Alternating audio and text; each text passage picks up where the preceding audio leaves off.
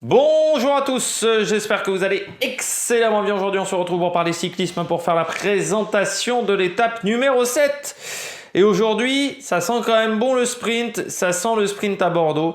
Étape assez plate entre Mont-de-Marsan et Bordeaux. N'hésitez pas à vous abonner à la chaîne, à réagir dans les commentaires, à mettre un pouce bleu, à partager la vidéo sur les réseaux sociaux, notamment auprès de vos proches. Si vous pensez que ça peut les intéresser, dans les commentaires n'hésitez pas à me dire qui vous voyez comme favori de ce sprint, parce que je pense qu'on aura du mal quand même à éviter un sprint du côté de Bordeaux. C'est quand même quasiment la ville du sprint, Bordeaux, dans l'histoire du Tour de France. Quand vous vous abonnez à la chaîne, vous pouvez rajouter la petite cloche, comme ça vous êtes au courant des dernières vidéos qui sortent sur la chaîne, notamment des vidéos cyclisme. Si vous avez les moyens, et seulement si vous avez les moyens et que vous voulez soutenir la chaîne, vous pouvez faire un super thanks.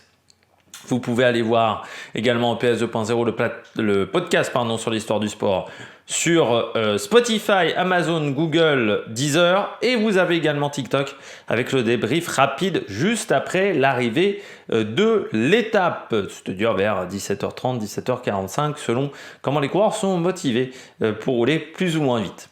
Étape toute plate aujourd'hui, étape faite pour les sprinteurs. Vous savez que Bordeaux, c'est un petit peu la ville des sprinteurs, c'est la ville des gros sprints. Normalement, Bordeaux, d'Ariga, de Cavendish se sont imposés dans cette ville. On a souvent eu des gros sprints massifs. C'est une étape typiquement de transition, c'est une étape typiquement de récupération où il ne va pas se passer grand-chose. Vous pouvez déjà régler votre sieste. C'est vraiment une étape, déjà sur ce type d'étape-là dans les Landes, il s'est rarement passé grand-chose, encore plus en première semaine. Un sprint qui est souvent, beaucoup de coureurs veulent gagner ce sprint parce que c'est un peu prestigieux. C'est comme les étapes importantes du Tour de France en montagne. Là, c'est un peu prestige, Bordeaux, quand même. C'est une ville toujours très sympathique. Et puis, on fait des efforts autour du Tour de France du côté de Bordeaux, avec notamment une fan zone qui sera, je crois, au niveau de la place de la Bourse ou un petit peu après la place de la Bourse. La place de la Bourse, c'est une place importante. C'est la fin de la rue des commerçants. Voilà, vous voulez aller voir tous les commerçants dans ce coin-là, ils sont place de la Bourse. Les restos, tout ce qui est la partie, on va dire, vivante de Bordeaux se situe en grande partie au niveau de la place de la Bourse. Du côté du dénivelé positif, 808 mètres, c'est la 19e étape, c'est-à-dire que c'est l'une des étapes en ligne la plus plate de ce Tour de France. Et du côté du classement de la montagne, il n'y a qu'un seul point mis en jeu. On regarde tout de suite la présentation de cette journée. On regarde le parcours de cette étape numéro 3. Bon, étape numéro 3, où il n'y a pas grand-chose à dire au niveau du profil. On va regarder un petit peu la carte. Vous le voyez, donc on part de Mont-de-Marsan dans les Landes. On va traverser les Landes, puis ensuite aller assez presque directement sur Bordeaux. On va juste contourner cette zone-là du bassin Aquitaine. Je crois qu'il n'y a pas énormément de routes dans cette zone-là. Et puis on va arriver par une route presque directe sur Bordeaux. On passe par des belles routes pour aller sur Bordeaux, des routes assez larges pour arriver sur Bordeaux. Donc c'est pas forcément là où on va avoir des soucis, c'est vraiment dans le final autour de Bordeaux où là c'est très technique. On regarde, voilà, on peut voir les routes, on va longer l'autoroute, voilà, vous voyez, on passe vraiment par des belles nationales, des très belles routes pour aller à Bordeaux. Donc là, il n'y a pas de souci avec peu de changements de direction en plus sur cette étape. Donc on reste vraiment très longtemps sur les mêmes routes. Cette étape numéro 7, donc qui part de Mont-de-Marsan pour aller à Bordeaux, 170 km sur cette étape. Sprint intermédiaire qui sera Grignol au kilomètre 87.5. La côte de Béguet au kilomètre 130.5, donc c'est-à-dire à 40 km de l'arrivée. 1 km 2 à 4,3 de moyenne, ce n'est pas une côte extrêmement compliquée comme on peut le voir. Bon, il fallait trouver une côte sur le parcours, on a donné un point au classement de la montagne, bon, ça fait un peu cette idée-là. Et puis ensuite, hop là, on redescend vers Languiran, vers La Traîne pour arriver à Bordeaux. Le final à Bordeaux, lui, va être très, très, très technique. On le regarde tout de suite parce qu'il y a beaucoup de choses à dire. Déjà, on rentre dans une grande ville. Donc forcément, qui dit entrer dans une grande ville, dit que c'est pas mal technique. Que ça soit Bordeaux, Lyon, Paris, Marseille. même s'il y a des grosses artères, ça reste des villes. Donc ça reste des villes, c'est-à-dire qu'il y a beaucoup d'intersections, c'est-à-dire qu'il y a beaucoup de mobilier urbain. Donc il y a beaucoup de choses qui peuvent provoquer des chutes. À 5000 mètres, on sera déjà dans Bordeaux, c'est-à-dire qu'on rentre dans Bordeaux. Je crois qu'on va faire une belle tournée dans Bordeaux sur cette étape-là, parce qu'on arrive à côté, pour ceux qui connaissent Bordeaux, de la place de la Bourse. Donc c'est vraiment presque l'un des lieux centraux de la ville de Bordeaux, et on arrive sur les quais qui, pour y avoir été 2 fois dans ma vie, Bordeaux, c'est pas super beau partout, mais c'est vrai que les quais de la Garonne, c'est pas mal fait. Ça a été fait par Alain Juppé, les quais de la Garonne. Notamment, vous avez un truc avec de la flotte qui a été repris dans plein d'autres villes, là, les fontaines, là où il y a le mur d'eau. Voilà. Il y a un mur d'eau au niveau de la place de la Bourse, de l'autre côté Garonne. Rond-point, donc, aux 5500 mètres de l'arrivée, on va commencer là. Rond-point, on ne pourra passer que sur la gauche. Donc déjà, c'est pas hyper grand à cet endroit-là. On arrive par les quais à ce moment-là, donc 5000 mètres, on arrive sur une belle route jusqu'aux 4000 mètres. 3600 mètres. Premier virage, 90 sur la droite. Donc déjà, ce virage-là, il va mettre du monde en difficulté. Et puis après, on a cette épingle vraiment à 3200 mètres qui est très technique et assez dangereuse. Il faudra faire attention à l'épingle. On récupère ensuite le boulevard Jolieu-Curie. Et c'est à partir de ce moment-là, grâce au pont Saint-Jean, qu'on va rentrer sur les quais, en sachant qu'un peu plus bas, par là, vous avez, on rentre pas vraiment au sud de Bordeaux. Pour ceux qui situent la gare est beaucoup plus en bas du pont Simone Veil, donc on est vraiment pas dans la zone la plus... voilà, on arrive quand même assez proche de l'arrivée sur les quais. 2000 mètres, petite courbe, mais ça va, c'est assez léger. Et puis, on arrive sur les quais. Dernier kilomètre au niveau du pont de Pierre pour finir quasiment au niveau de la place de la Bourse, où il y aura notamment une fan zone du côté de la place de la Bourse dans ce coin-là. Il faut faire très attention parce que je trouve qu'on a l'impression, alors le final est un peu technique, mais on a l'impression que les 2000 derniers mètres sont faciles. Les quais, déjà c'est pas large, c'est que 6 mètres de large, hein, le final de cette étape. 6 mètres, c'est 3 mètres de moins qu'à Nogaro. Donc c'est moins qu'aux Champs-Élysées par exemple. 6 mètres, c'est vraiment pas beaucoup. Sur le Giro, cette année, on avait plutôt tendance à avoir 7,50 m, 8 mètres de large sur les étapes. Donc 6 mètres, c'est déjà, on est voilà, limite pour un sprint. Et ensuite, c'est que vous avez des pavés. Alors je suis assez surpris qu'ils aient pas indiqué parce que pour moi, il y a des endroits où il y a des pavés dans ce coin-là. Pour l'avoir fait en bagnole, pour avoir été une fois emmener quelqu'un à la gare à Bordeaux, alors que j'habite pas du tout Bordeaux, belle expérience de merde, eh bien je peux vous dire qu'il y a des pavés et que la gare de Bordeaux est assez dure à trouver, surtout quand il y a des travaux en plein mois de juillet, et que surtout les ponts font des sortes de petits dodanes.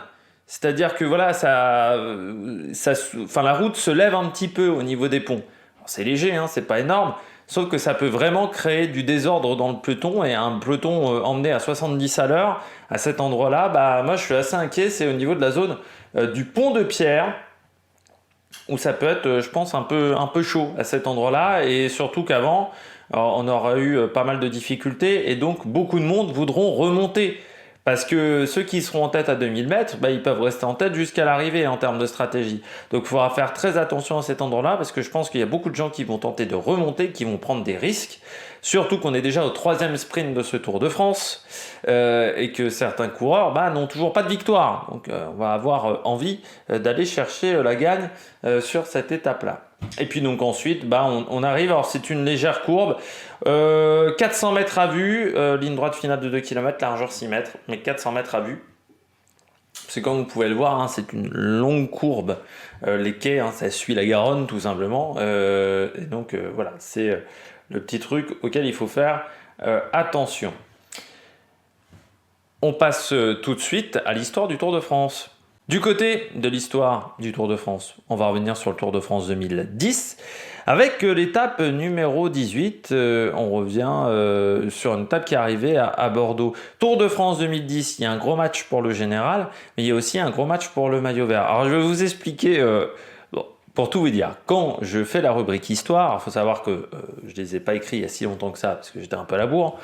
Les rubriques histoire, ce que je fais, c'est que je regarde des résumés en français et des résumés écrits, mais c'est souvent en anglais que je les trouve parce que l'internet anglophone a souvent été plus conservé que l'internet français. C'est-à-dire pour retrouver des étapes avant certaines années, c'est très compliqué. Et puis quand on arrive à partir de 2004-2005 sur le Tour de France, maintenant sur YouTube ou sur Dailymotion, vous avez les Vélo Club, les résumés de Vélo Club de l'époque. Là, il s'avère que je suis tombé sur le résumé Vélo Club de l'époque, résumé avec Jean-René Godard. Et je ne me souvenais absolument pas qu'ils avaient eu cette bonne idée en 2010, France Télévisions, toujours dans la recherche de la création, en plus c'était l'époque Patrick de Carolis, de faire des résumés avec des célébrités.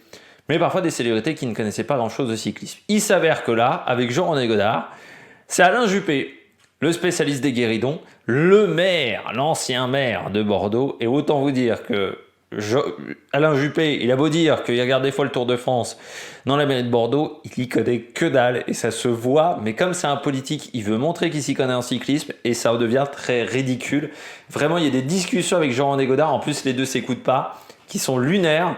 Le résumé est lunaire. De toute façon, cette étape-là, il y a beaucoup de choses qui sont un petit peu lunaires. Donc, étape toute plate, promise au sprinter, c'est un peu le même format d'étape qu'aujourd'hui. Nous sommes en 3e semaine. Même si nous sommes en 3e semaine, il ne devrait pas y avoir de surprise. Général toujours très serré, avec Contador et Andy Schleck, comme je vous le dis, qui sont séparés par 8 petites secondes.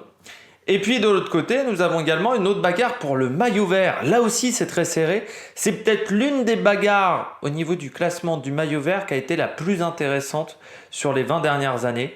Parce que vraiment, c'était un très gros match à 3 entre Tourusoft, qui a 4 points d'avance à ce moment-là, Alexandro Petacchi, qui est 2e, et puis Mark Cavendish, qui certes ne score pas tous les jours, mais quand il score, c'est pour la gagne, et donc il n'est qu'à 29 points. L'échappée du jour va partir assez rapidement. Dès le kilomètre 12, on retrouve à l'avant 4 coureurs. Matti Brechel de la Saxo Bank, aussi connu pour ses performances sur les championnats du monde. Il a souvent fait 2e au championnat du monde, notamment derrière Peter Sagan. Jérôme Pinault, connu lui pour le championnat du monde de l'équipe la plus féroce de l'histoire avec BNB Hotel, mais à l'époque il roulait chez Quick-Step, chez Patoche Lefebvre. Benoît Vaugrenard de la FDJ et Daniel Os de la Ligue Quick-Gaz. Je ne sais pas si vous avez entendu français sur RMC. Donc ils ont recruté Jérôme Pinault sur RMC Sport. La honte n'a pas de limite. Et Jérôme Pinault, il y a eu l'équipe de France de basket qui a joué. Et il a critiqué la manager de l'équipe de France de basket. C'est cette grande expression. Vous savez à quoi on reconnaît un con? Un con, ça ose tout. Je crois qu'avec Jérôme Pinault, bon, il ose beaucoup de choses, Jérôme Pinault. De là à dire que c'est un con, là, je ne vous laisse absolument pas le dire. Là, je me dédouane complètement de ça. Les équipes de sprinters se mettent rapidement en ordre de marche. C'est surtout qu'il a vraiment honte de rien parce que quand tu sais comment il a géré l'équipe BNB Hotel, qu'il est en grande partie responsable de l'effondrement de BNB Hotel, qu'il y a quand même des mecs qui se retrouvent au chômage. Hein. Je pense à Alexis Goujard, Jérémy Lecros également, qui sont chez les amateurs. Je me dis qu'il faut quand même pas avoir honte pour oser se montrer en public et oser critiquer des gens qui, je pense, font beaucoup moins de mal au sport que Jérôme Pinault. Lamprey et HTC, donc sur cette étape-là, font la majorité du travail. Ils reçoivent un peu d'aide de la Milram. Le début de journée est assez calme, mais une image sur les caméras trouble la quiétude du peloton qui dort un petit peu, il faut bien le dire.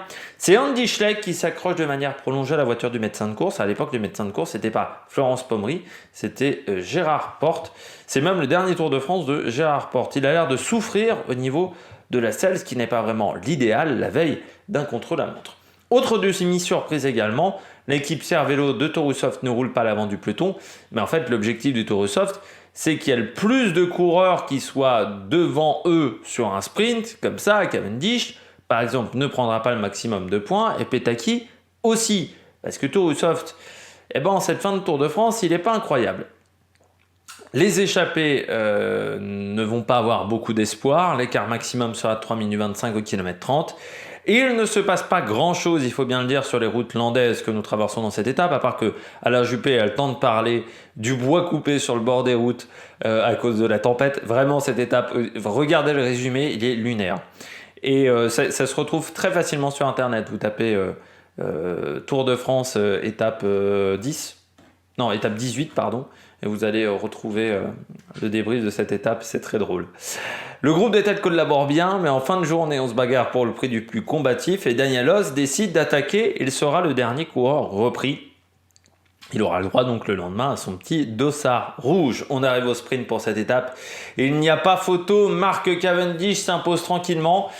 Il a même le temps de regarder dans son dos son avance.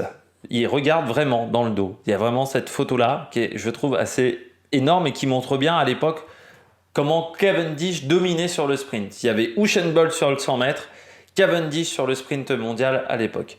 Donc il s'impose devant Julian Dean et Alessandro Petacchi, l'Italien qui fait la bonne opération du jour, parce que Tourousoft est complètement enfermé. Le Norvégien termine seulement 13e et il perd son maillot vert. Il a 10 points de retard sur Petacchi. Cavendish reste 3e de ce classement, mais il a refait une partie de son retard. Il lui reste 16 points à récupérer sur la course de Longpré. Tout se jouera donc sur les Champs-Élysées. Au général, il n'y a pas de changement. Là aussi, tout se jouera lors du contre-la-montre du lendemain.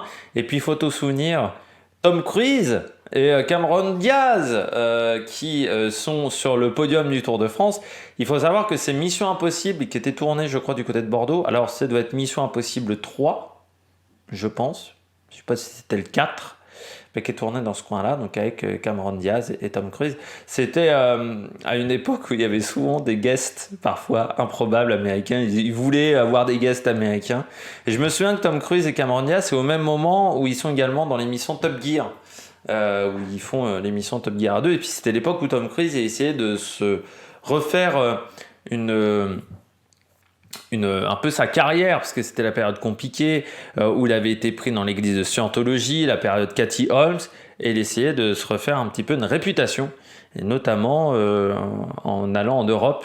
C'est comme ça qu'il s'est refait sa réputation avec Mission Impossible, et que tous les gens ont oublié qu'il est toujours dans l'église de Scientologie. Le cycliste du jour, on va parler de Blel Kadri, le coureur bordelais, qui a été pro entre 2008 et 2016. Il est rejeté chez AG2R. Alors son fait d'armes, c'est une étape sur le Tour de France 2014. Il a remporté également la Roma Maxima 2013. C'était vraiment ces 2 meilleures années, 2013-2014. C'était un équipier qui était souvent dans la sélection pour le Tour de France, mais qui était un peu juste en montagne, il faut bien le dire, pour aller faire des grands résultats, mais on le voyait souvent dans des échappées. Enfin voilà, c'était un coureur qui était très sympathique. Du côté de la météo, grand soleil, il va faire très chaud sur la route du Tour de France. Préparez les bidons, entre 33 et 36 degrés, un ressenti qui va approcher les 40 degrés avec un indice UV qui est également de 8. Il ne faudra pas oublier la crème solaire, que ça soit sur le bord de la route, mais également pour les coureurs. Le vent, lui, sera entre 15 et 35 km/h. Il ne devrait pas vraiment refroidir les coureurs, vu que ça sera un vent de sud-est et qui sera quand même plutôt de dos, parce que la route est plutôt... on monte vers le nord-ouest, donc c'est-à-dire qu'on a un vent de sud-est qui sera plutôt majoritairement de dos, pas vraiment de 3/4 d'eau. Donc au niveau bordure, il faudra quand même se méfier, mais on ne devrait pas vraiment avoir la possibilité d'en avoir.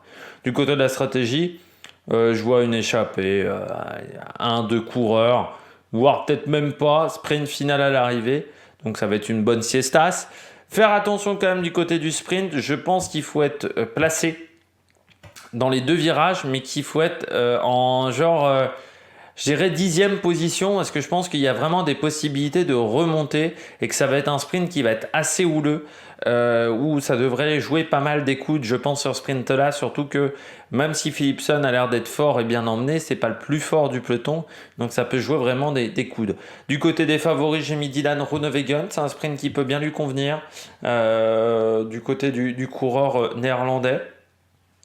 J'ai mis Philipsen également, bien entendu, qui est très fort, avec un Van Der Poel qui fait vraiment un énorme boulot en tant que poisson pilote. Caleb Ewan, également l'Australien, il n'a pas forcément besoin d'avoir un train complet, donc il sait bien se faufiler, donc ça peut vraiment lui convenir. Et puis en grosse cote, j'ai remis Sam Welsford. S'il ne se perd pas du côté de la DSM, lui, on sait qu'il joue des coudes, c'est un peu un physique de déménageur, donc ça peut également bien lui convenir. Du côté du programme télé, départ fictif à 13h15, le sprint intermédiaire à mi-journée à Grignol entre 15h22 et 15h33, et puis Verdelais à 50 km de l'arrivée entre 16h02 et 16h17. L'arrivée est prévue entre 17h07 et 17h27. J'espère que vous avez aimé cette vidéo. N'hésitez pas à vous abonner à la chaîne, à réagir dans les commentaires, à mettre un pouce bleu. Et puis nous, on se retrouve pour de nouvelles aventures sur la Maniac Production. Tout d'abord à 17h30 pour le débrief de cette étape sur TikTok. Et puis à 21h sur YouTube pour le débrief de ce sprint. J'espère qu'il sera mieux filmé pour pouvoir l'analyser plus correctement. Et puis nous, on se retrouve demain pour la présentation de l'étape de Limoges. Allez, ciao ciao sur la Maniac Production.